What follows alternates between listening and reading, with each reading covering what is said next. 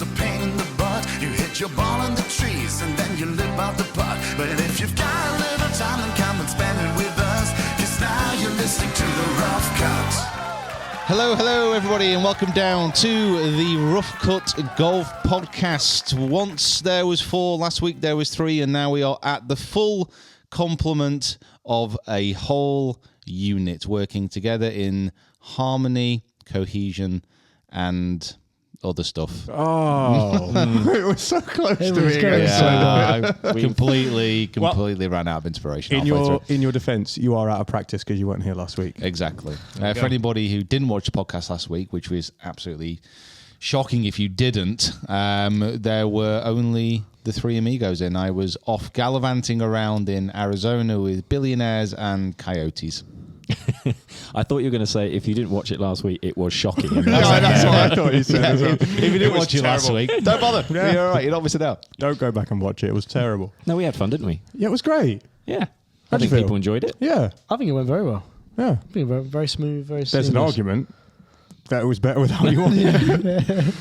Yeah, could be. You never know. Well, it's fine by me. Okay, well, thanks for coming, everyone. If Pete doesn't want to do the podcast anymore, we don't have to do it. No, I think I'll stick around for a little bit longer. Oh, good. That's Okay. good. We're glad to have you. I'll try and wear out people's patience. You a little bit secretly more. enjoy it, don't you? I don't think it's much of a secret. I don't keep it a but secret you, from anybody. You try and say to us that you don't enjoy it, but you actually do enjoy it, don't you? When have I ever said I don't enjoy it? You're the captain. Of course you enjoy it. Flipping out. The captain. Exactly. I love this stuff. Yeah, it's good. It's lovely. Yeah. Jacob, you're very well dressed. Thank you. This is fresh out the mail, fresh out the box from our friends at FootJoy. Lovely. It's very good, isn't it? Yeah. I've got one just like that. Yeah, we all have. Oh my God, I actually have the same one. Really? Yeah. Is yours size medium as well? It is size medium. Okay, I might need to write my name in mine then. Yeah. Sew gonna- it in. Yeah, sew it in, yeah. Like at school. Yeah. So Did you ever good. have that where you iron the names in? Yeah. Yeah. So we'll go through a colour chart.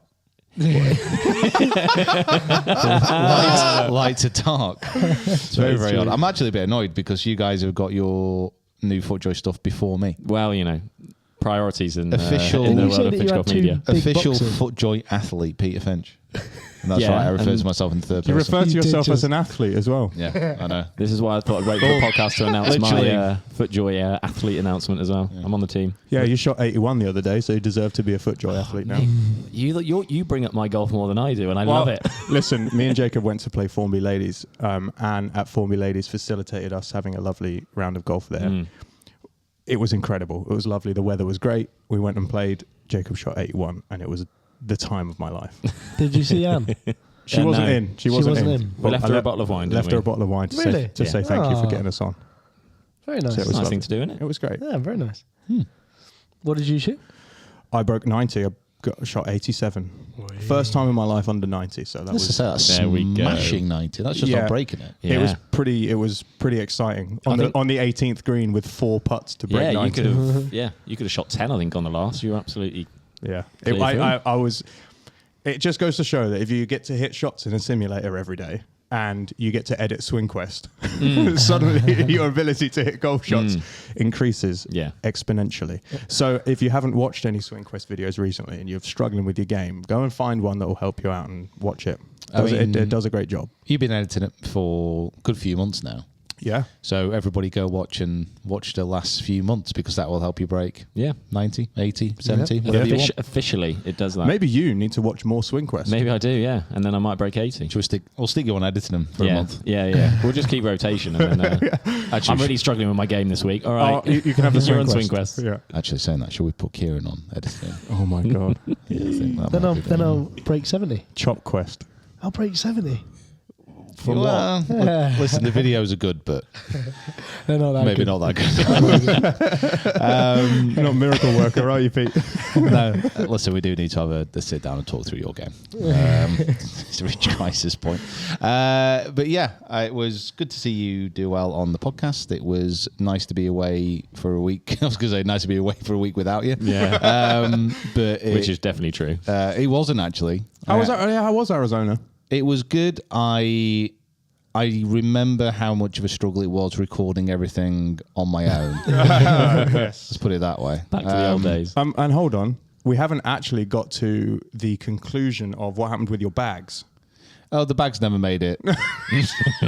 So how did you have clothes? How did you have golf stuff, like camera equipment? What happened? Flew over and loaded everything into my golf bag just to try and save a bit of money, and went from Manchester to Heathrow to Arizona. My bags made it to Heathrow and did not leave the terminal. So when I arrived in Arizona, I was friendless, clothless, and in a bit of a panic. So I had to go out at pretty much midnight to Target, which is a US-based superstore. Other US superstores are available. You know what? Not anymore. I had a great time. You're a big Target advocate now. Big Target guy now. Went in there, got some really nice, cheap clothes, underwear, all the essentials that I needed, and then had to go to the PGA Superstore the day after, get golf shoes, get all my golf gear. Wow. So it literally set me back about 600 quid. Oh, wow. Sugar. Which I've put the claim into British Airways. I would like to say other airlines are available for them. Other airlines are recommended. So we'll see how that goes. I don't know what it is. Like, everyone just seems to have problems like going through Heathrow. I don't know if it's just a transfer issue. I don't know. Yeah, because we didn't have any problems when we went. Because we also went from Heathrow, didn't we? Yeah. Yeah, I think we went directly from there. Yeah, that's why. That's So what I was thinking. there wasn't a transfer involved. Yeah, maybe the transfer's the issue. Yeah. Yeah. And So they were business for that. So they definitely. made oh sure. yeah, they made Yeah, they made Your sure. bag was glowing the whole way around. They carried it like, one of the special people. I was a little bit gutted that I didn't turn left on that flight. However, the flight over was fine because it was pretty empty. So I had loads of space anyway. Yeah, so I had a whole row. Do we need to do a new series called Turning Left, where it's you going on business class flights and playing extremely exclusive golf courses? It just could be a very short series because it might only happen once. That sounds awful. Why would I want to let's do not something do that. like Let's that? not put that in the calendar. But yeah, it was. I have to say one other thing about the flight over, and I'm not saying this sarcastically. I sat in the guy who was sat next to me, but one, so I had like half an empty row. Smelt fantastic. Oh, nice. Wow. And it made the whole flight so much more pleasurable. Like Febreze, or what was he rocking? He was actually not rocking Febreze as his fragrance. Creed. No. Was he wearing Creed or Dior? Surprisingly not. Although this is obviously another conversation we need to have with you about your personal hygiene. Yeah. That's actually just how I do it. We need to take you to where the actual deodorant is sold. You can't- we're not- What? Yeah. There's not fabric cleanser and all that kind of stuff. Doesn't work. As I leave the house. No. What's your shower gel? It's like Lenore. What's shower gel? Stick a personal tablet in the shower, just crush it up a bit. That's a in bubble. the bath, That's a bubble bath. and then I roll around like a crocodile. What's your bath bomb? It's a personal. I'm actually made of fabric. So yeah, that was fantastic. But apart from that, there was me and there was a few other people who went to Scottsdale National, which is the home of PXG, the home of Bob Parsons, and it was quite the experience. I don't think I've never been anywhere like that, because this is effectively his gaff. It's he lives there, he's bought this place out, he's done it out, there's 2 courses, a 9-hole par 3 course, which is unreal, practice facilities, all of PXG is based there, well, nearby basically. So I've never quite been anywhere like it. Super exclusive membership. You're never going to get in and play as a normal mortal. You can't just like book on their like whatever the BRS system is. Golf now. There's no golf now for Scottsdale National. There's no like 2-for-1. No, Twilight deals. Yeah. And it snowed when I was there. Oh yeah. Yeah, I didn't even, to be honest. Another trip to Target, buy a flaming massive jacket. That's the thing. I didn't even check, because like you go to Arizona, it's the middle of the desert. You just presume that the weather's going to be good. So I didn't even check. Luckily, I bought some trousers and a top. One pair of trousers. So I wasn't freezing. But the problem was the day when it was snowing, it was also like a 30-mile-an-hour wind. It was like playing on Into the face. Yeah, it was like was cold. playing on the Arctic tundra. It was It was unbelievable. Is there a video there? Peter Finch. Hey, listen, I filmed it all, so the video will be coming soon. I think the embargo for the new PXG clubs is like the 23rd or something. Right. Okay. So the but videos very are out. soon. Very soon. Videos That's are cool. out then. But the 9-hole. The 9-hole's for Thursday. That's what I was about to the say. 9-hole course log that we filmed. The Bad Little 9, literally the hardest golf course in the world. No one's ever broken par there.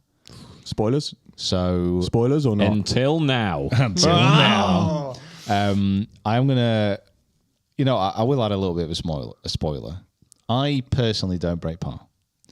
It does not detract away from the video in any way. Okay, it is carnage. Sick. Yeah, I honestly I've never seen anywhere like it.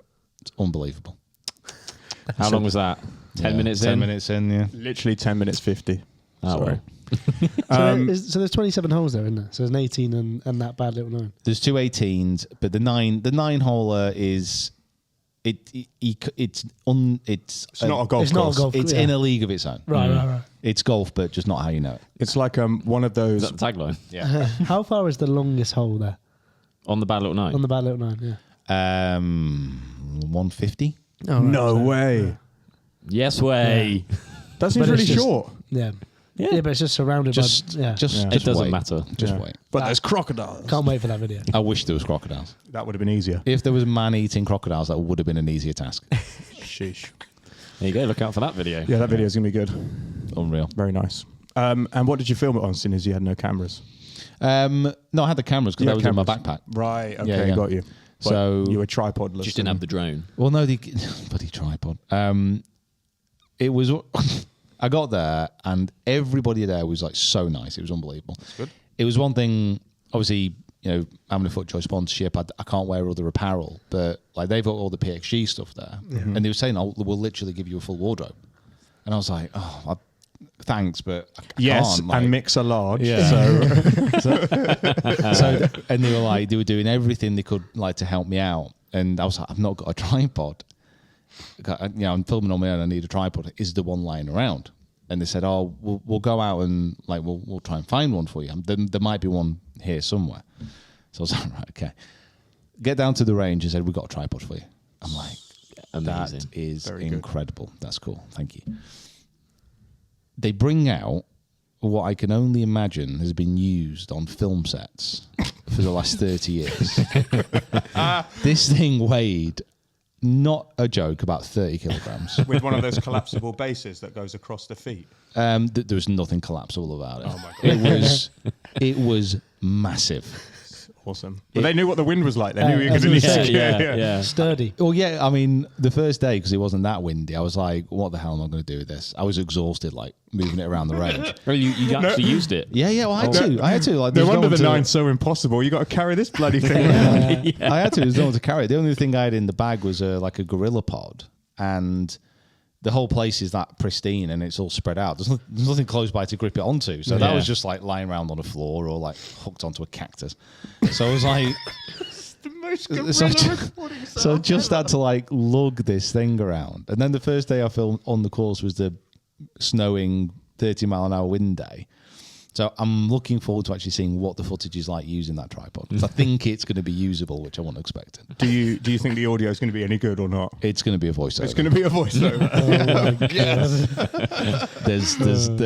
There's no way the audio is anything but unusable. Okay. Awesome. Well, that's good. I'm brilliant, really, yeah. really looking forward to editing. Yeah. Are you having that one? Yeah. Nice. Well, enjoy that. Yeah, it's cool. I'll be doing more swing quests and breaking 85 in no time. It was a shame. That was a little bit good because it was basically the course we played with the wind. It was a really nice setup, but we just obviously couldn't experience it properly because of the wind. And then we played 9 holes on the main course on the last day, and that was special. Oh, okay. That was very good. Yeah, because I've briefly scrolled through the footage just to kind of see what you were able to get, and there's shots of you hitting driver, and I was like, that's not the par 3 course. That's what you think. It was that windy. Yeah, so that's going to be good. Looking forward to seeing that one. That'd be cool. That one come out. I'm looking forward to testing the clubs properly as well when I get back. The driver, Good, is it? it's interesting. Is it another build my bag going in? The wedges as well, and the fairway woods. Just saying. And the irons and the putting. The only thing which I know aren't going in the bag are the irons. not feeling them. So no, the new irons are brought out. Yeah, of course, yeah. They're oh yeah, that as well. Yeah. Yeah. The new irons are brought out are like a P790ish, so like strong lofted, go a long way. Oh, sound like a bit of me, that. Like, what was it? It was like downwind off the right. I know it was downwind, but I'm sure it hit my 8 iron like 100. God, what was it? It was like 210 in a crosswind. And Tour Pro numbers. That. Good. I was like, no, that's way beyond Tour Pro numbers. Like, you don't need it that far. Yeah, that's a bit. That's a bit of a long one. Did you go over the back? I think I did. Yeah, I was going to say into a bunker, and I played a beautiful bunker shot. These are all things. Anyway, you'll see it. Go and watch the video. Which are going to be coming up. Absolutely. Speaking of Tour Pro numbers, did anyone watch any Arnold Palmer Invitational stuff this weekend? I watched quite a lot. Did you actually? Yeah, I watched quite a lot. I was really into it, and I must say that yesterday was probably the best 18 holes of televised golf we've had this year. Because it was so tight, wasn't it, as well? Wasn't it? Like, I can't remember the last time I watched a tour event where there was that many people at the top and you just didn't know which way it was going to go.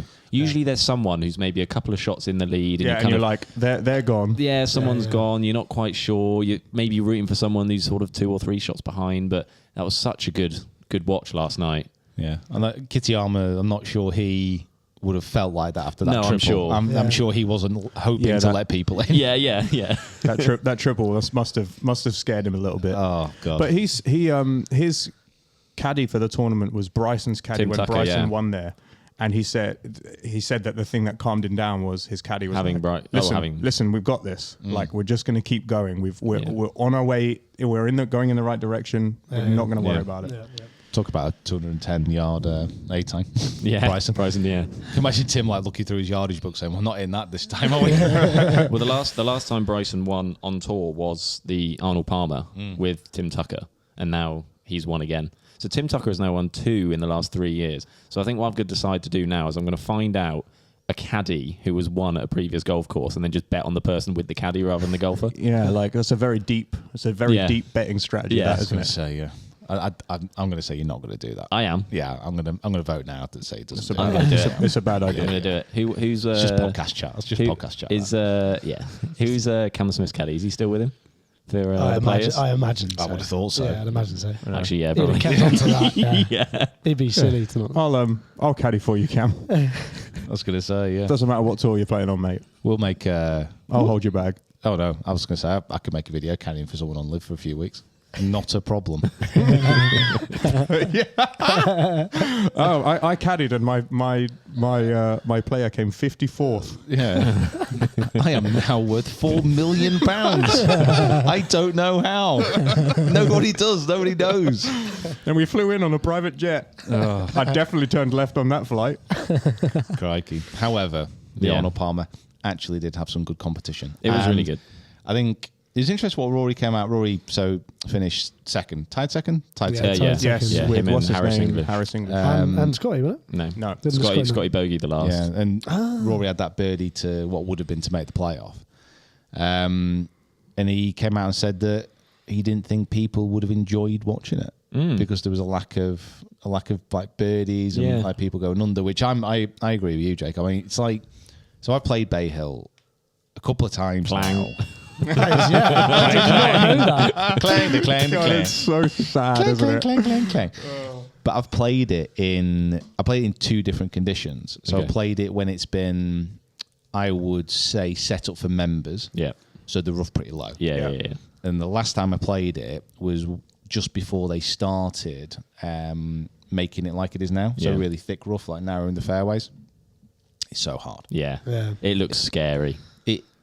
The hardest thing was, like, on any course you got bailout. So on, I think, basically any hole with water on Bay Hill, the bailout is quite wide the other side. Yeah, six in is the big one, isn't it? Like you can choose to hit much shorter than everyone else if you really want to.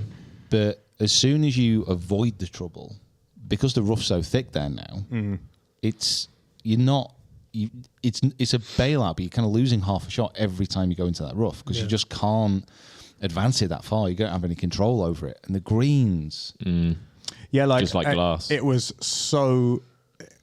people who you'd expect to be getting very close and zipping shots back, and there just was none of it. Like all of it was going straight through the green all the way through to the back. Well, there was talk that they wanted to make it a USGA, like US Open event, didn't they? Yeah, the only problem they've got is they can't play there in the summer. Well, they could do, but it's going to be like really So hot hot, yeah. and really humid, and it just wouldn't be right. But it's almost like it's a tour event plus, really, like as far as difficulty is concerned. Yeah, very difficult. Yeah, and honestly, like the greens and like you get on the wrong side of some of those pins, and for mere mortals, you've just not got any chance. Yeah. Yeah. I remember.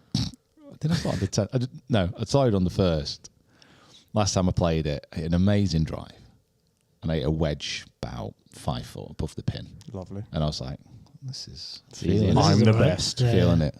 4 putts later, I don't even think I hit my first putt. I think I might just put my putter down behind it and just like towed it, And it's and gone. it's gone 15 foot past. I'm like, wow. That's interesting, Rory's comments saying that he didn't think it would be enjoyable to watch. It'd be interesting to see what people think in regards to, would you rather watch a birdie barrage or would you rather have something that's like really grinding out pars? I think a lot of people would maybe go for the former. I saw lots Would of you go people for say latter? that this was the most exciting event in a very long time. Yeah, definitely. I like the fact, like it's like, I mean, sorry to again use the football analogy, but like when City were winning the league every year, and just be like, well, okay, fine, you've won it again. I like it much better when there's a few teams who could be in the running, and it's very similar to the world number one right now. It's up and down. You don't know who's going to get it. Someone makes an amazing, like Kitayama's, was it on their 17th? He on that par 3, he's the only one to go right of the pin. He's the only one to get anywhere near it all for the whole weekend, and that's like incredible. And he like puts himself back out of reach, kind of thing. Like that kind of stuff is amazing. I also understand the opposite one where it's like these two or maybe this one person is just going so far deep that no one else can catch them. I think on that end of it, like birdies will come and like a bad score is a par. Whereas that a triple is around the corner, and that I think probably makes it more exciting. Is someone could go flying back down the leaderboard. For me, anyway, I think that was probably because if Kitayama didn't make that triple on 9 or 8 or whatever it was, that tournament may have not been as exciting as we thought it would have been because he fell back down and just clumped so many people together. Yeah. Even like someone like Harris English, he parred his way all the way to like the 14th or something and then made a birdie. And then all of a sudden he was a shot off the lead. Yeah. There was another guy in there and you're like, people were just coming in from nowhere. Yeah, and that's the thing. You want the stacked leaderboard, and I think what was good about this event as well is there were a lot of interesting stories.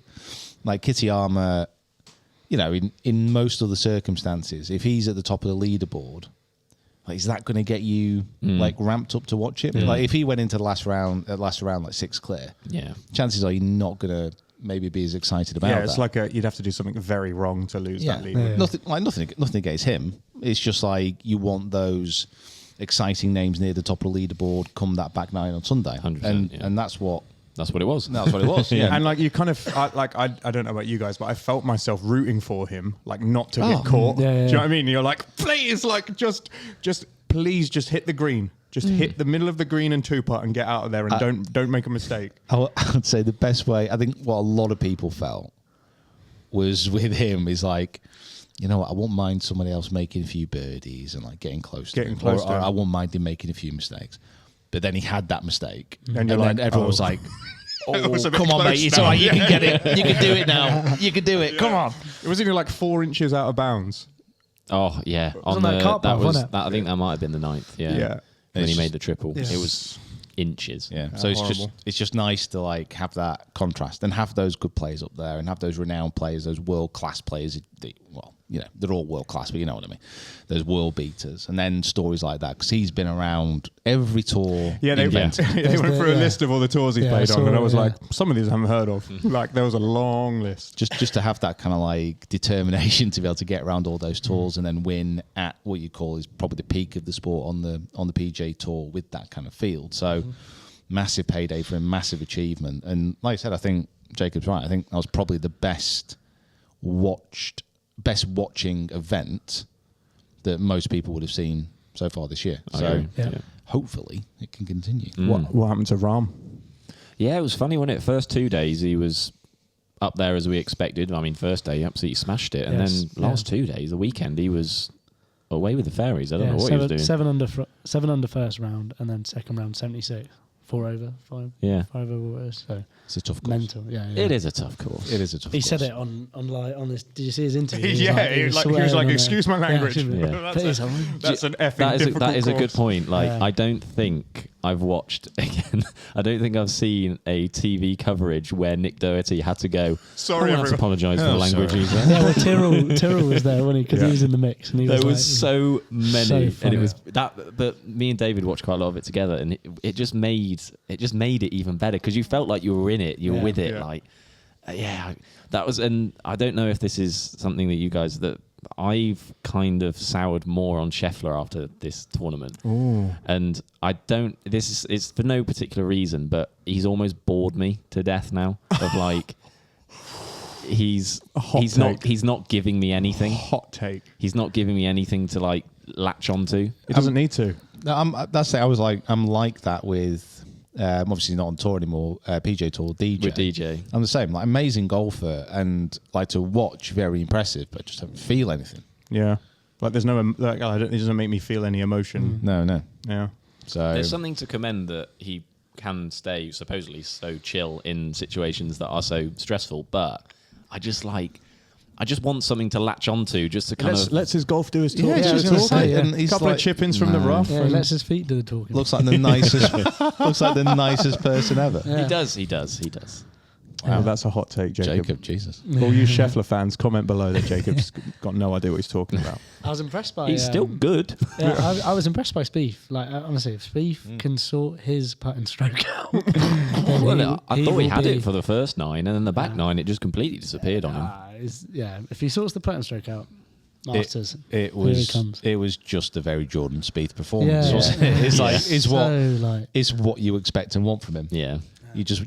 You feel like you're riding a constant knife edge yeah. when you watch him. So God knows how he feels. He must be like started off at a round being like, I've no idea what's going to happen. What's going to happen? Let's just give it a go, shall we? I've no idea. 7 over, 7 under, could be anywhere. Who knows? Yeah. But it's probably going to be good. I have to say, Masters. He's going to be big, and I tell you as well, Jason Day. Yeah. Yeah, Jason that's- Day's looking good. He's Jason a little Day bit is- of an outsider at the Jason- beginning, but now that things have started to come together a little bit, Yeah. that could be a good shout. Yeah. You got a few guys this year who've come back from almost the depths of Yeah. despair. Ricky Ricky's as well. obviously coming back a Yeah. bit. Yeah, I was rooting for him the whole weekend. Yeah. He just didn't find a way Didn't to put kick it on, together. did he? Yeah. I think Jason Day could be a good, like Max Homer equivalent of like last year. So you bet on him to finish top 10. Yeah.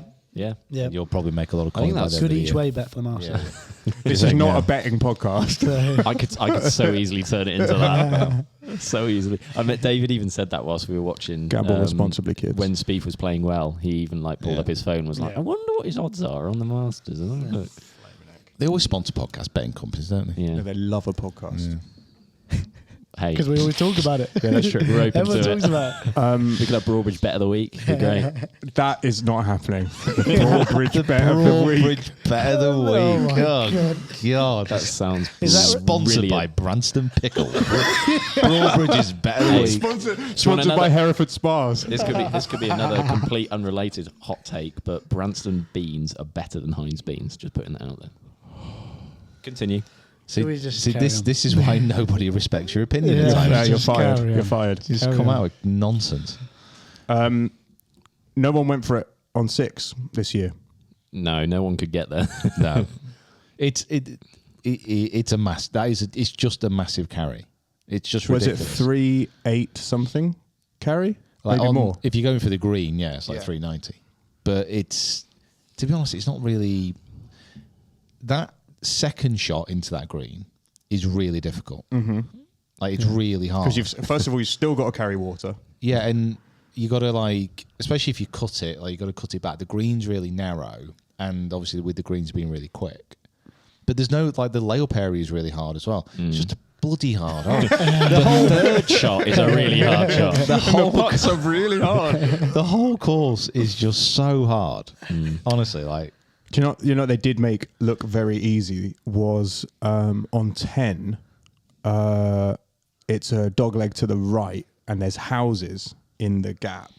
And a couple of players were like, Oh, going over the houses. I can carry that. Yeah. And they just literally just cut the corner completely and Yeah. were landing like in the mouth of the green. Yeah. And they had, in the kind of first few groups coming through, they had spectators like in that landing area. Yeah. And they were like, shoveling them back. you guys are going to need, like, if Scheffler and that lot are coming over this gap, we're going to need you to move. Unbelievable. Oh, boy. But yeah, It was a great weekend of golf. That's the take. there's players now, isn't it? Yeah, straight on to the players. It's mate. It's one of my That's favourites. my third favourite event. Yeah. That is so specific. What are your other two? Well, Masters, the Open, Okay, good. and then the Players. No, I love the US Open I was because gonna say, of what we've just been talking about. Of that, it's just an absolute grind. I love it. Yeah, it's nice. I like the Open. Players is the third favourite. Yeah. It's a I don't random really choice. So watch let's it. go through our third favourite golf tournaments, everyone. That's I love very the random. Barracuda Championship. The John Deere. Visit Mallorca Open's my particular favourite, actually. Well, you know. It's not just all about the PGA Tour, boys. Come on. Yeah, behave that's yourself. second. Yes, the Players is coming up. Have you seen some of the groupings for that? Yeah, big time. This is what I mean. It's Yeah, they're keeping their foot on the throat, aren't they, for some serious Who, golf? who's the defending champ playing with? He's playing with Dustin Johnson and Brooks Koepka in the Centurion Live. In the, you know, No, I don't know where they're next. They're You're not there. I didn't actually see it before. Texas, I think. Texas. Yeah, I think the next one is. Yeah. I didn't actually see it before, but he did like an interview because he lives like next door to the course. As Oh, well. really? And he was he's saying about he might go down and just watch. be a spectator. God. I would rate that, to be fair, if he was walking around That'd with be In the, the so crowd with a good. Michelob Ultra. Yeah. Get in the hole! Papa Booey! I mean, you know, I love whatever you think about the players who've gone to live, whatever you think about all the rest of it, that is just a fantastic bit of trolling if he does it. yeah, that'd be Yeah. So amazing. Yeah. You should play in the Pro-Am. He's as an amateur. Get his amateur status back. That'd be dear. so good. But I don't know who's going to like players. I Yeah, mean, the groups are really good. So they've got Scheffler, McIlroy, and Rahm as a featured Yeah. group. Is there another group to watch? Because- Homer, Thomas, and Spieth is another group. Yeah. But Strong. that is just an absolute powerhouse, isn't it? The 1, 2, 3. Like you, I'm going to need 2 TVs and 2 Sky subscriptions, I reckon. I've got to have both of those going at the same time. Yeah, I think that'd be a good watch. That will be a good watch, actually. I'm looking forward to that. What would, as an aside, what would be your favourite 3-ball to watch? Not necessarily the best if golf. I could pick, If like, you to could watch on the You telly. could pick 3 players to watch, maybe even in their prime. Who would you go for? Past or present? Oh yeah, well, have at it. Have at it. Yeah, Okay, I'd go Shinnecock Hills Fleetwood yeah, lovely. Yeah, in there. of course you would. Fairway Jesus. Now we didn't see much Fairway Jesus this weekend. We didn't see any of them. I think he sank one putt that they showed on TV, and I was like, oh, there he is. Do you know what they did? They teased me even more because that I was think it. I saw more Aaron Badley with his long hair coming out the back he of did his come out. his I hat. bet, didn't he? He did come out. Yeah. They didn't. I didn't enjoy that. Okay, Yeah, so I'll you're go going Fleetwood. Fleetwood. I'll go McIlroy. I have to go McIlroy, and I would go. I think I'd go Hovland Okay. because I young Rory, old Rory, Hovland, McIlroy. Okay. Yeah, I'd go for Titleist Rory. Titleist Rory. We're talking eras. As Yeah, well. well, eras is good. I like an era. Titleist Rory, 2000 Tiger, and 2017 Brooks. God, you like Brooks? Just Koepka, loves don't you? Brooks. I love Literally, Brooks. get a Brooks Koepka Loves tattoo and Yeah. shut up. God, make me sick. I was going to say I'll go Hogan, Seve, and Tiger. Sevies. Yeah, so I would go Medina Poulter. Okay. Oh God. All right. That's a bit rogue. That's Okay. so. That is so I'd go rogue. Poulter at Medina. I'd go Hatton having a terrible round Well, anyway. anywhere. And then Open Seve, Liverpool Open Seve. So he's just like absolutely carving it around, and Yes. you've got these two. Yeah. One's having a meltdown, and Yeah. one's shouting at the crowd. Exactly. It's going to be That'd be such a weird Amazing. free ball. That is a very random.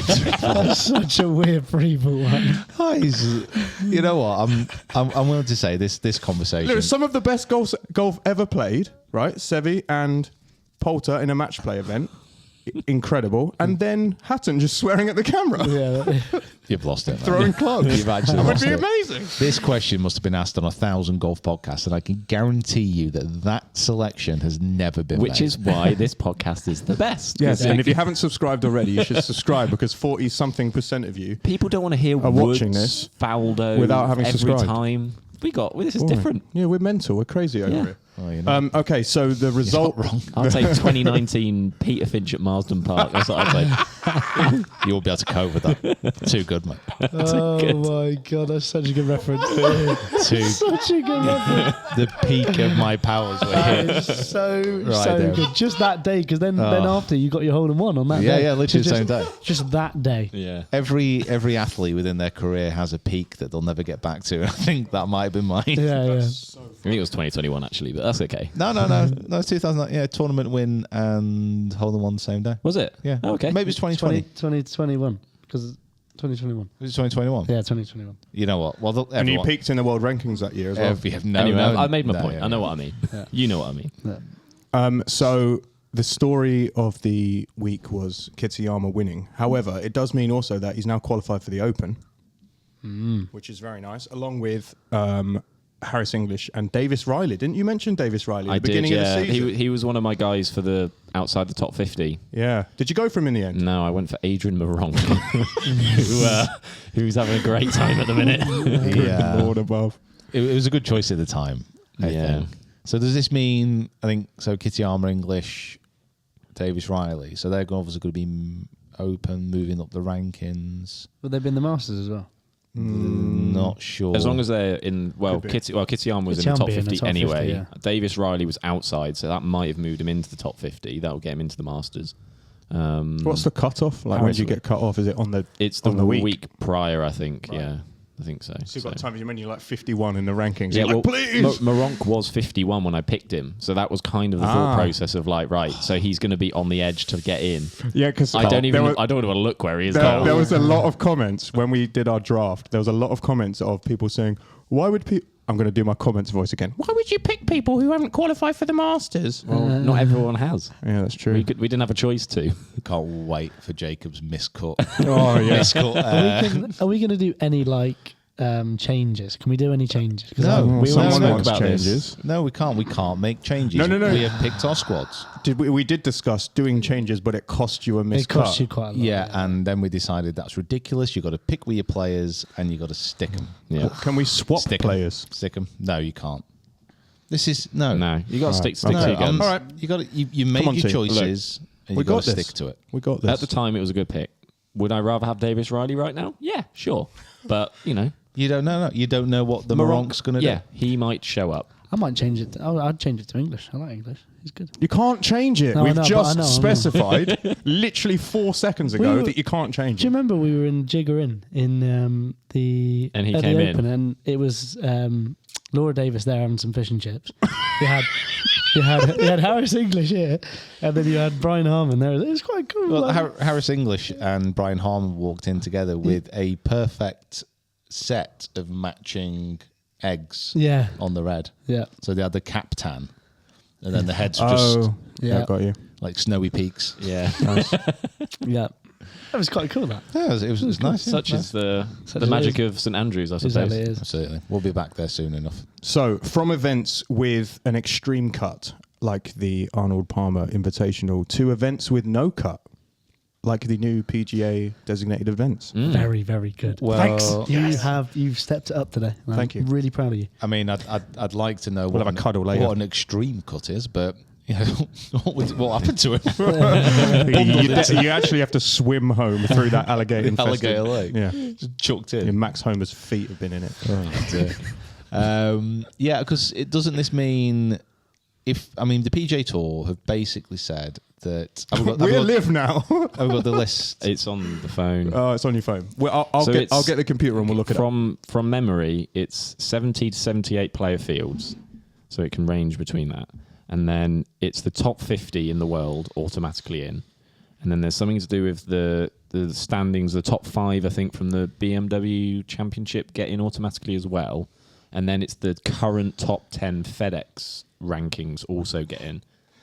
Is that correct? You know, You're doing a great job, All bro. right, okay. You're doing a great job of stalling. Yeah.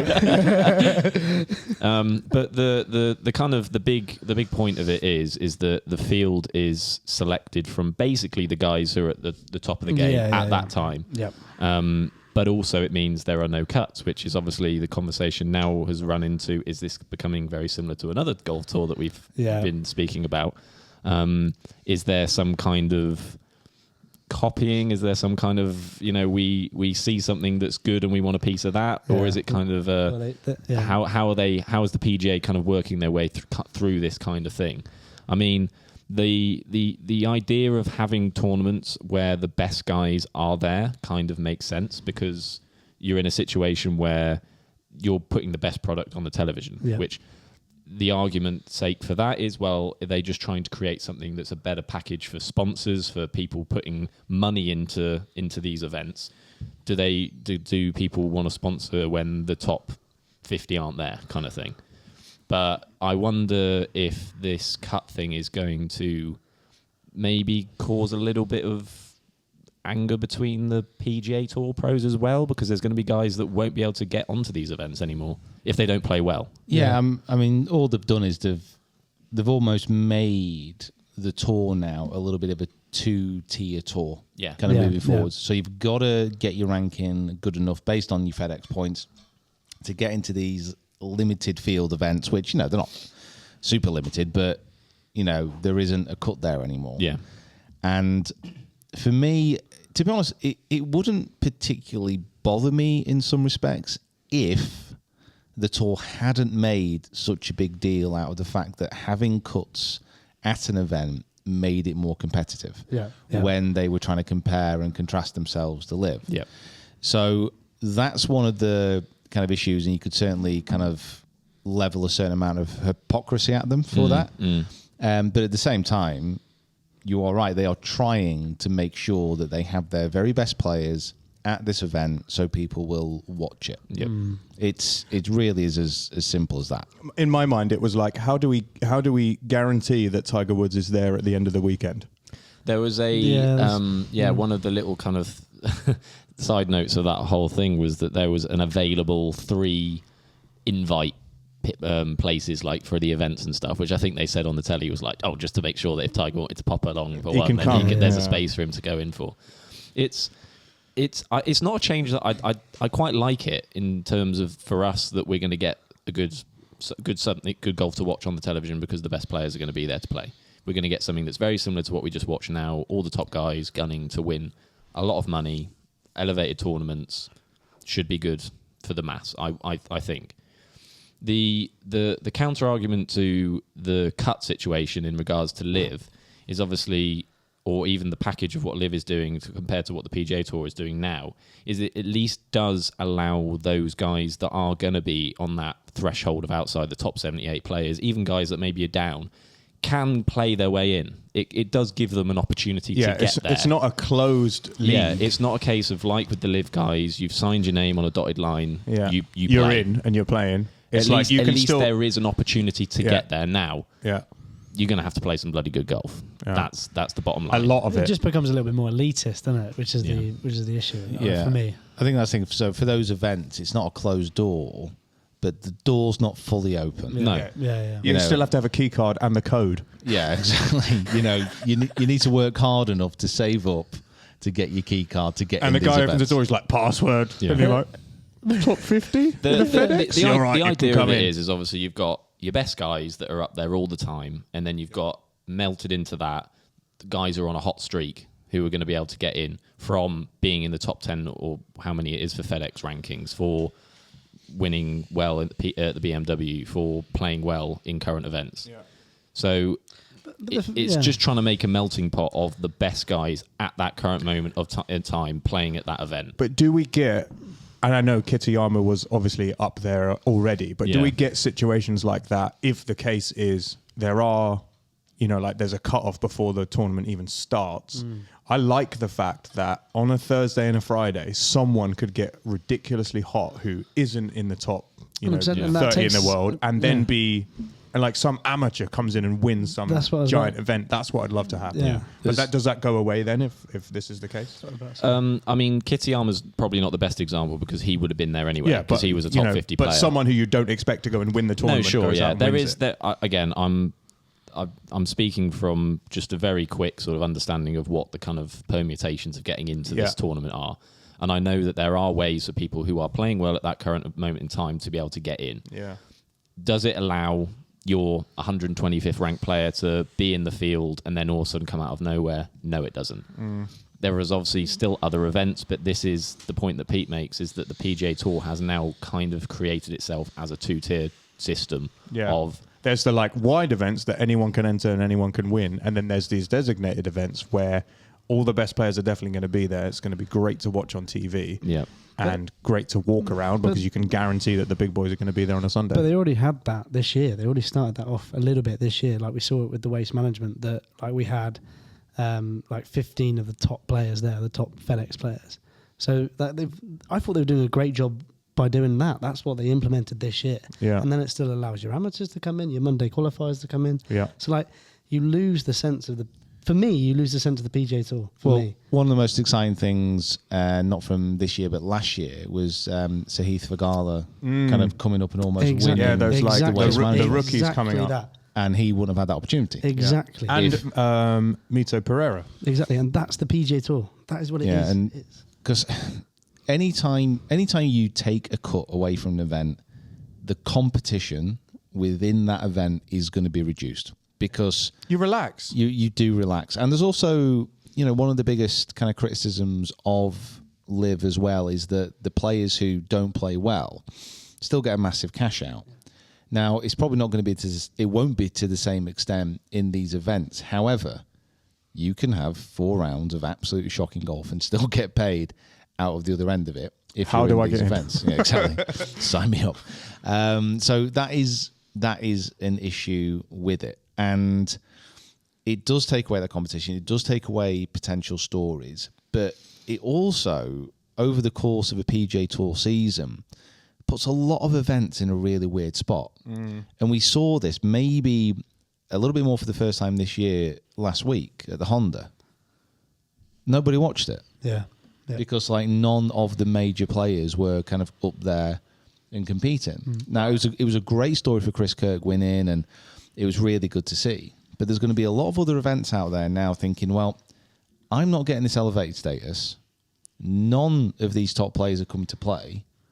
What am I doing? Why am I going to go to that tournament? Yeah, do they need to just do then a better job of telling us the Chris Kirk kind of stories as the event kind of unfolds, as those people make their way to the top of the leaderboard? Do we need to be seeing the kind of full swing level background on the players who are then reaching the top of these tournaments? Because the reason that you wanted Chris Kirk to finish that off is because you found out about the story. Do they need to then do a better job of selling those kind of non-designated events to us? Yeah. I mean, the coverage generally on a golf tournament, it does need to change. It does need to be better. Like not only for like the UK audiences when we watch the PGA Tour and the DP World Tour, that is through Sky. Like there's no really other access to it. And there are ad breaks, but generally watching golf on Sky compared to watching golf in the US is completely different. Yeah. Really? What's So much more more ads in the US. Yeah. Watching golf in the US can be unbearable with the amount of ads. It's just constant. And I saw somebody kind of comment the other day about they were obviously watching the golf at Bay Hill. There was all this carnage going on. And they showed like 5 or 6 shots. And then the commentator was like, so to tell us more, let's go to the CEO of MasterCard. Yeah. It was like Flaming Casino. He was chatting about like all the good charity work and stuff that had been going on. He shot 91 at his local Muni last week. He knows a lot. It's fine, but it's like, well, what are we doing here? Yeah. Why are we breaking the action here to go see this guy? Yeah. And then you get, your swing vision, which is I think whatever it is, like that sponsored. Like everything on there just has this sheen of being sponsored by something. Yeah, they're just trying to sell you something at every turn. And the reason that they're doing that is obviously to get more money in. And Jay Monahan, PGA Tour can say whatever they want. They're offering more money in these events as a direct competition. As a direct response for the fact that LIV are offering all this. Oh yeah, I don't think it can be disputed that this wouldn't have happened if LIV didn't happen. Yeah. So they're going to put more cash in. They've sold TV rights quite a long way down the line. They're going to be getting more advertisements in. So they're going to be fueling all this. And I can't really see how they're going to make the product better. Their one big innovation so far this year I've seen on TV coverage is that ball tracker that when people hit, it shows where it's going to land. Or it estimates where the ball's going to land. And then they do those like one-hole walkthroughs with a player where they talk to them. Those are that's great. decent. But, no, it is. Yeah. But I'm just, that's the kind of thing that's rather than just with like the AirPod in. Yeah. I mean, rather than just showing us where the ball might land on a green. That's fine. But how much they would have invested in seeing where the ball lands on the green? Yeah. Like it's the most pointless piece of technology I've ever seen in my life. I think is probably a 50-50 split with people. Is someone probably prefers to wait to see where the ball's going to go. That's the whole kind of like. It does nothing. I don't want to. I don't want to know where it's gone. Yeah, it tells you a split second before you see it. Yeah. It's going to land there. It's only for 0.5 of a second, isn't it? And it says it's going to go in the front right bunker, and it ends up in the front left. It doesn't make any sense to me. But anyway, that's probably another side issue about how we watch golf. So I can't see the coverage of the PGA Tour getting any better. I can see the competition getting less. I can see it getting scrappy around the lesser tier events. Mm-hmm. And if the PGA Tour are trying to do events where they guarantee that the very best players in the world are there to watch at all times, how is that any different than some of the things they've been railing against for the last 18 months? I was interested to see how Rory was going to defend it, having been so vocal about the kind of being loyal to the PGA Tour and to the PGA in general as the kind of LIV stuff unfolded. I was interested to see kind of what he was going to say in defense of this thing, which on the face of it looks very similar to the thing that they've been complaining about for the last year or whatever. But then also there have been a couple of nice little banter moments. I liked that LIV tweeted. They tweeted that thing. It's like flattery. Imitation is the sincerest form of flattery, which I quite liked. Well done, LIV. Good work. Whoever came up with that tweet idea, pat on the back. And then the other one was Scottie Scheffler showed his Masters invite. That was good. And at the bottom, he had edited it that said, "LIV players were meeting on the ninth green at 9." Is this actually real? I think someone on his team had made it look like that. I was going to say the font's not the same. The Masters didn't actually send that invite out. No. That's what I was going to say. I think you can see where a piece of paper's been cut out and stuck onto the thing. And it says LIV players meet on the 9th green at 9 p.m. Yeah. It's going to be really interesting to see how this all plays out. And it's everything with golf at the minute is like how is everything going to go? Like LIV stuff, obviously we're still waiting for that to kind of settle. The PGA Tour stuff now we're going to have to be waiting for that to settle because that's going to create some animosity between like the 125th ranked guy and the 7th ranked guy. For me, it's just that I don't want PGA Tour to lose what the PGA Tour is, and I feel like that's what's being lost. My only slight sort of rebuttal to that would be is that you are right in that you have these Thegalas and Mito Pereira. Yeah, I want the Cinderella stories to still exist. But if these guys are good enough, they will get there. Yeah. Like Mito Pereira and Thegala are top 50 players. Yeah, but I want to see the players who that's their only win of their entire career. Yeah. They just got hot on one day. They just got really lucky. Those things aren't going to happen in those events if those lesser players aren't there. It's like you want them to win, but you want them to make sure they win like a big one. They could have that one-off win and they win.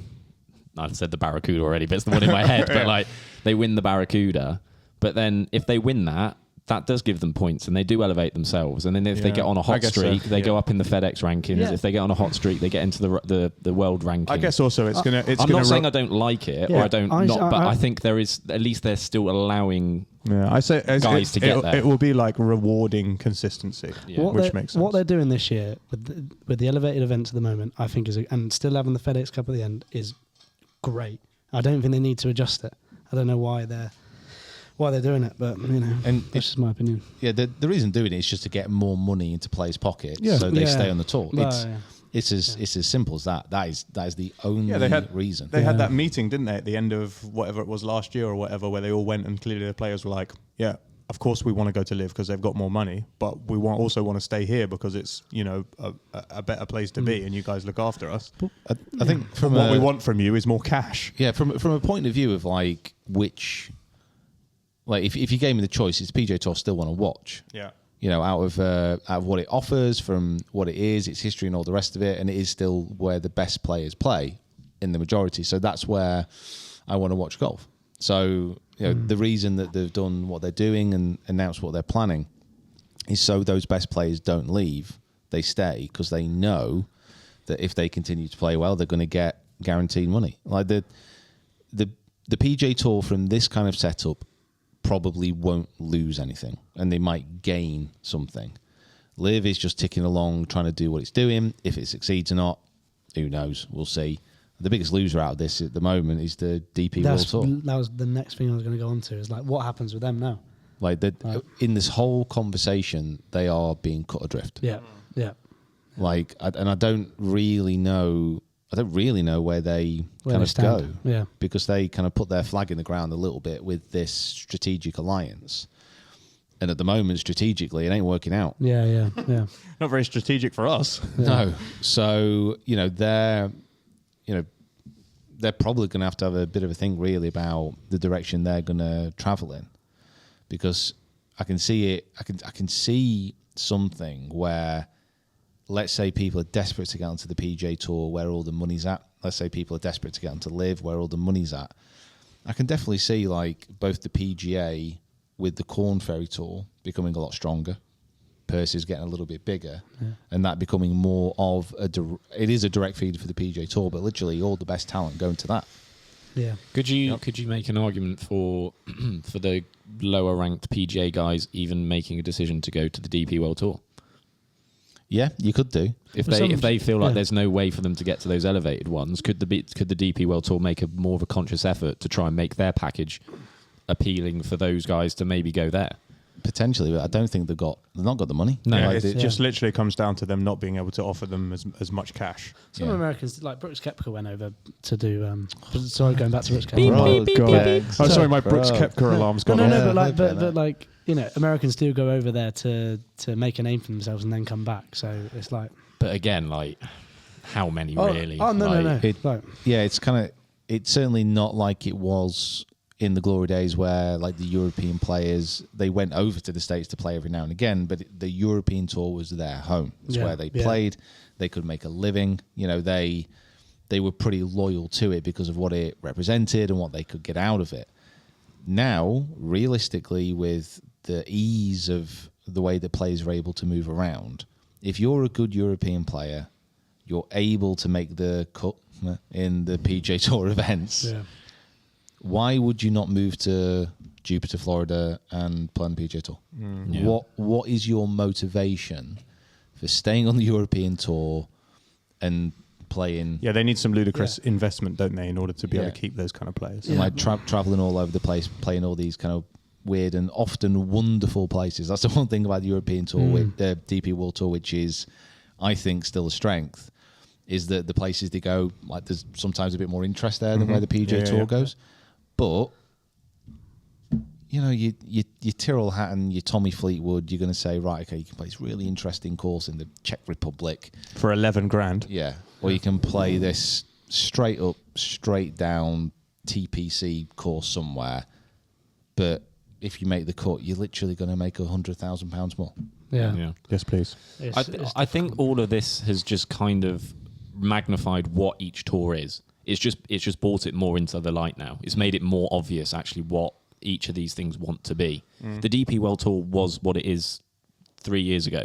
Just now there's more money on the PGA Tour, and it's moving itself away. There's a distance now. It's more obvious what it is. It's interesting in it as well, because like with the DP World Tour, like we're chatting about it not being able to compete. They're still not giving away, but they're still rewarding their players. Yeah. They're doing as best they can. Yeah. There's just no way for them to compete really with the other money, is there? They're giving them with massive amounts of money, but it's just it's just not enough to be able to compete with the other things that are out there now. Yeah, it's just like is for me, like, is the DP World Tour going to be in week out? Like, are you going to have the Czechs? Are these tournaments like the Czechs, like the Austrian Open, going to survive? It's those events that you have to look at and be like, what are these events? You know what I mean? So I think they'll still be there. I just don't think. I don't see them. Who's going to play? Like you were saying about why would they not just go over to the PGA Tour and? But why would the field change? Because they can't get to the PGA Tour now. That's the problem. That's more the conversation. But then it all backtrack back down to the money, right? If they haven't got the players, then Sky or whoever don't want to show it because there's no big people there. Then they don't get a paycheck because it's not on TV, and then the players get less money. But and then That's what I mean you from know, a broadcasting standpoint. Like, does the field for these DP World Tour events change because of the news from the PGA Tour? I don't think it does, because they can't get there. Yeah. That's the problem. They can get there, but it's very, very, very difficult now for them to make that jump and then actually, create themselves as PGA Tour players. It doesn't mean they can't go and play on the PGA Tour, because there's lots of events that they can still get access to, but they just have to be in a certain level in order to get into the elevated ones. The better players, the better players are going to go, and then like it just the better players from the DP. Yeah, so it's just where are they? Where to the PGA? Yeah. That's what I mean. So what though? That's the thing. So with those players, let's say you're a DP World Tour player, if you wanted to try and get into some of these events, you'd be relying on going through tour school, going through Corn Ferry finals, getting sponsors invites, or relying on your world ranking points to kind of do all of that thing. But at the moment, and certainly next year, what's going to happen with the world ranking points? Because as far as I'm aware, one of the key qualifiers to make sure, one of the key qualifying criteria to award world ranking points is that events have a cut. Now, obviously that's not going to be affecting the whole of the PGA Tour season. It is only elevated events, and we should make that absolutely clear. But, they're still going to be awarded in like majors and stuff. Yeah. So again, it's just like access into that tour becomes more and more difficult. And yeah, Jacob's right. If you're good enough, the argument is you'll make it. But there's also an argument that says sometimes you need to do what Kurt Kitayama did, play all these millions of different tours. Go and play on the Asian Tour, and go and play on the Japanese. He played on the Japanese Tour, the Asian Tour, the Sunshine, everything. Yeah. Sunshine, European DP, everything. Earned just enough to get himself by, and then double. His career earnings was 4.1 million, and then he won the tournament and earned 3.6. So it's doable. Yeah, it's doable. Talking of intense competition and someone winning something, Kieran, take us home.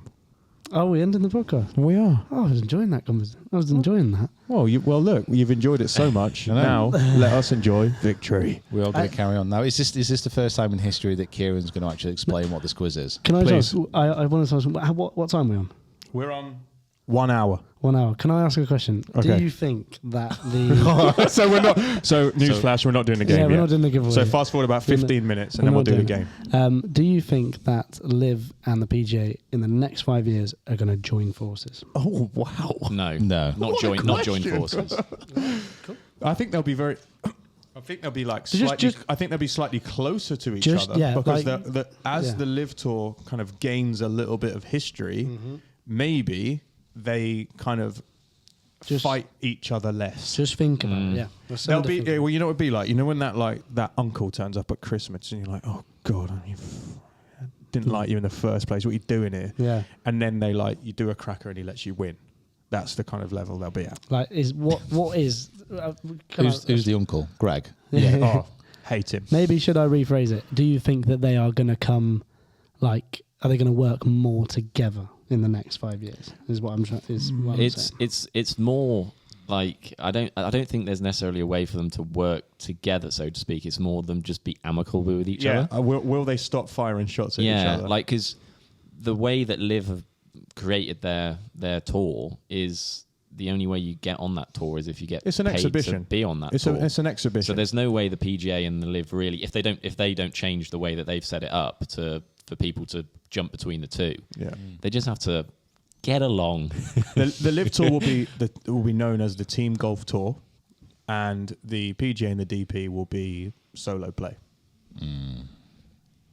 Do you think the LIV Tour could become how are we stopping at this point? This is what I mean. Do you think the LIV Tour could become like the MLS or like Japan, where go. players go for like their final like payday? The XFL. Wayne Rooney goes to FC Dallas to go that's what's make... happened. That's what's happened. The players who are kind of coming to the end of their careers, or who value money more than the like intensity of competition, and maybe can't get those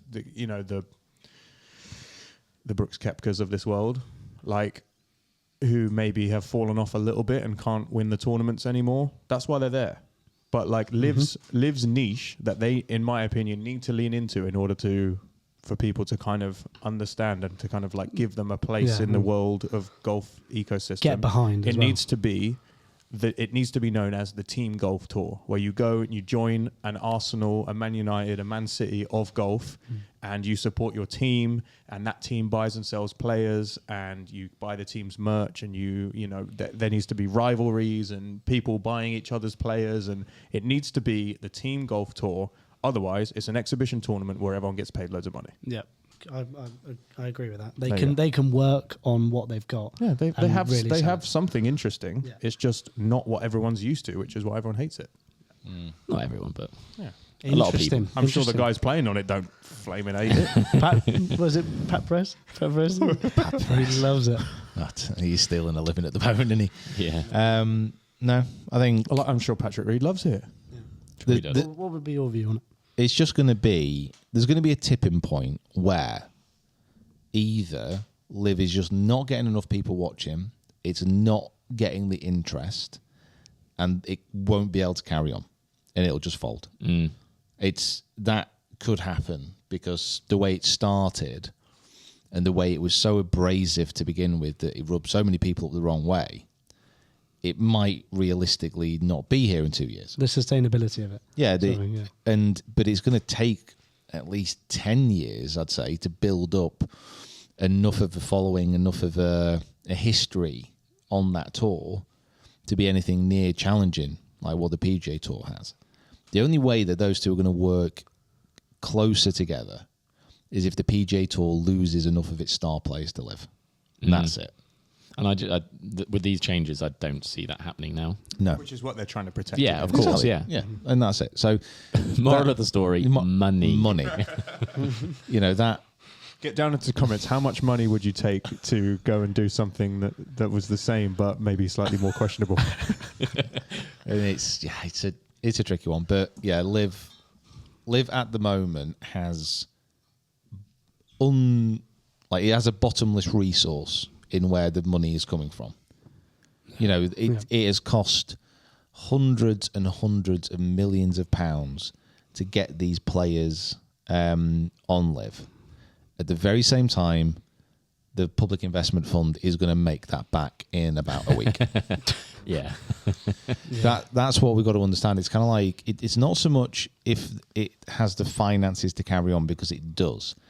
It's if the people in charge of the fund turn around and say, actually, I don't think this is a worthwhile investment. And all they have to do is say that, and then the money's gone, because it has no other income. And how are they going to sign Mbappe in the summer for Newcastle? I mean, they need to make this money, don't they? So weird. So it's like, you know, this type of money is right now, it's not a conceivable thing for a lot of people. Mbappe to the LIV Tour. I'm calling it now. Be the honorary starter. Yeah. That was good. Good discussion. I thought it was a good question. Right, do the game. Sorry. Yeah. And also, we want to know what you guys think as well. We've not been very interactive with these guys. Okay, so let's do 10 minutes of absolutely no interest. We're gonna do I just want to make sure that one piece of interactivity each, right? My piece is this, right? Join the Discord. 585 members on our Discord currently. We are taking suggestions for new pieces of content. We are going to roast your swings on some coming up episodes of the podcast because you've been posting your swings. We want to see your pictures that are hashtag not from the fairway. We want you to hold your finish. We want you to show us pictures of your pin high shots And get together with some guys to play. Correct. Yeah. So all of this is happening on the Discord to the point that I'm actually going to go and play a round of golf with two of the guys from the Discord in a couple of weekends' time. Very exciting. This is what it's for. We want you guys to be chatting to each other. We want to be chatting to you. So join the Discord. The link is below in the old descripy. That was fantastic. And Please go now. Come and join. Right now, do a piece of interactivity. Go. That's great. So the first thing I'd say is be careful when you meet up with people from the internet. Make sure that you let people know where you're going and maybe take a friend. Yeah. But apart from that... Oh, I didn't know that you're coming. Sorry? I promised them that you would come and play. Did you? Yeah. Oh, well, they're going to be really angry. I'm going to add something that Mick said before. I'll wear dark glasses and all your gear. I am It'll going be to say something that Mick said before, that literally half of you watching this aren't currently subscribed to the Rough Cut Golf podcast. So make sure that you hit that subscribe button now and also follow us on your favourite podcast provider if you haven't already. And I will add something that Pete didn't add, is that when we get to 10,000 subscribers, we're doing a fat giveaway. I did think he's for them, but I thought he was going to swear, but he didn't. I'm kind of disappointed. Giveaway. Big Okay. giveaway. A big giveaway, which Pete has agreed to. Yes, Pete, Right. thanks. Jacob, there you go. Pete's going to play What a have I round of missed 18 on? holes I with don't you. know what else have we got. Just say you're having a nice time. I had a conversation with someone on Discord the other day. The new PGA Golf Tour game is coming out. Oh. Put down below. Would you be interested if we streamed it? I want to know. Oh, we would play. We'll make a community and we'll play. and we'll play it. Let me Okay. know down below if we set up to stream the game and you guys could come in, because I know you can make like a club You on can. the game. You can. So yeah, let me know. Okay. Basically, There we you want your ideas. So Amazing. get down there and let's do it. Right, let's do a game. Right. Well done, See the everyone. game. Glasses are I coming feel on. like we've really interacted now. Right, yes, right. And now I'm going to interact with you even more with explaining this game, which I'm already struggling with it. Right, so this game, guess the player. I pick a player every week and I get a list of his or hers achievements, all this stuff, and I list it off in difficulty order, and then these guys have to guess the player. That was the best I would, attempt like, so far. I would, that I would right? like to That acknowledge was- that was the best and maybe the only time you've Yeah. done it. Yeah. That was definitely the best until you literally stumbled over the name of the game at the end. Got to guess. Guess the... Guess the something. God, who was it? Oh, what was I doing? Gary Player. Player. There we go. And these are the current scores here. Yep. Whoever's Yeah. editing the podcast, put the scores up. We all have a buzzer as well. What are Yeah. the buzzers? Get in the hole. Cool, Yeah. blimey. Right. Okay. I like yours. Because I'm a First- Cockney geezer. First one. I am 30 years old. Oh, well done. We also get one life, by the way. Birthday. Yeah, one life as well. Yeah. God, I didn't explain it very well. You're getting there, mate. Don't worry. 7.5 out of 10. Yeah, well, little baby steps. Lucky there's no cut. Well, there is a lot of 30-year-old men or women out there. Oh, so is no one having a guess No, at this point? that's not done Oddly it for me. enough. That hasn't done it for Wow. me. Okay. I currently live in Jupiter, Florida. Of course you bloody There's a lot of Literally golfers in Jupiter, Florida. Every single PGA Tour player lives in Jupiter, Florida. Doesn't have to be a PGA Tour player. I have LPGA as 6 professional wins. Okay. It's a different league. I like it. 6 professional wins.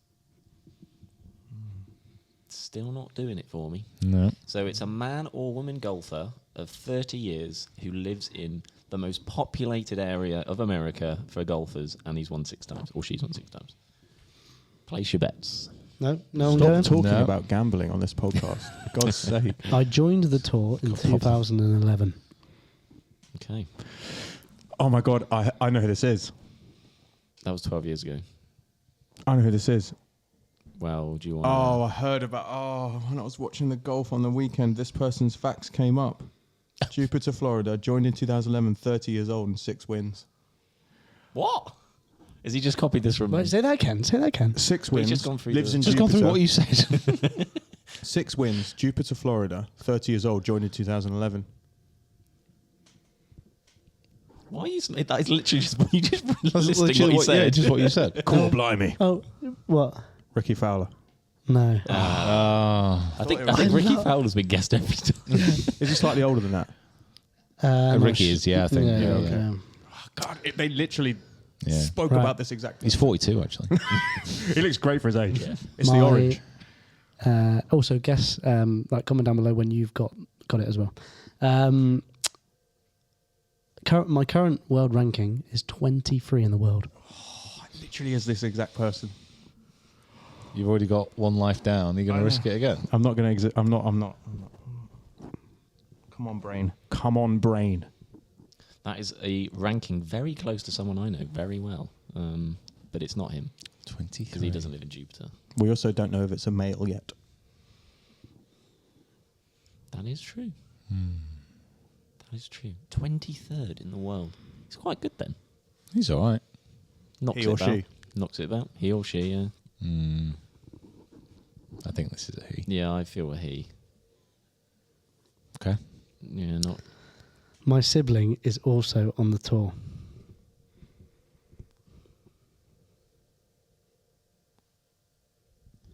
Well, say that.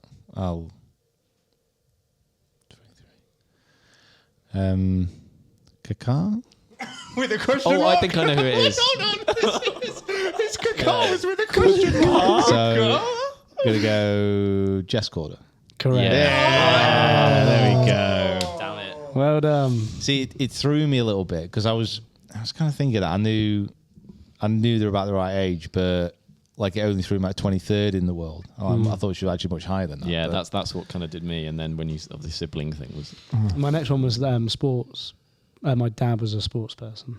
yeah. Oh right, yeah. Sporty He won family. the 1998 Australian Open. Yeah, Don't and know his then name. Seb, their brother, is also Yeah, he's- very, very good. He's a tennis at player, tennis. Doing Yeah. all the moment, yeah. They're quite talented family, I think. Yeah, That's annoying, Corder's- that, they're isn't it? also half Czech Republic. Yeah.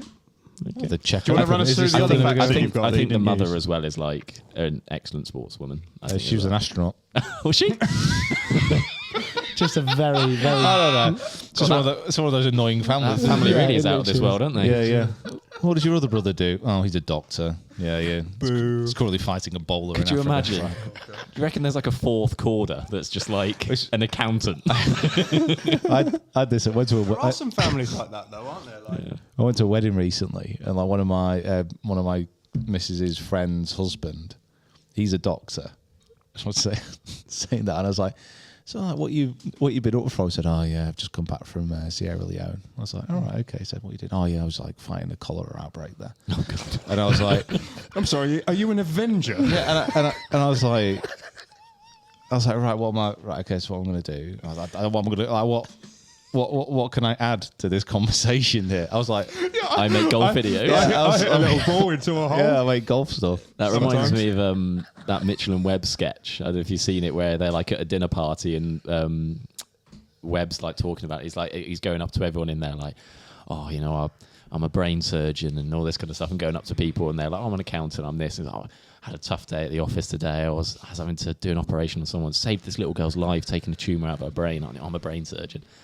And then the other character walks in and is like, "Oh, have you spoken to bloody blah?" He's like, "Oh no, what have you been up to today?" "Oh well, I've just been doing stuff in the office and I was working in the lab a bit and all this kind of stuff." And he's like, "Oh right, yeah, well, I've had a really long day working in the operation theatre. I'm a brain surgeon." He's like, "Well, in my pastime, I do quite a lot with sort of NASA and I do a lot of work of going out of space and all this kind of stuff. I'm a scientist." "Oh, okay. Well, I'm a brain surgeon." And he goes, "Well, it's no..." He's giving away the punchline. Oh my god! That's getting cut. That is getting cut. The punchline is it's not exactly rocket science, is it? That was meant to be the punchline. Wow. That is getting cut. That cannot end the podcast on that. That is a perfect place to end, ladies and gentlemen. Thank you for listening and for watching the Rough Cut Golf Podcast, where we have found out many things today. The PGA Tour and LIV Tour are going to be going head to head for many years to come. There is controversy amongst the world of professional golf. Kieran cannot remember what he said 2 minutes ago. Mick can't stop saying sick. And Jacob is most definitely not a comedian. Thanks for listening. Thanks for watching. And we'll see you next time.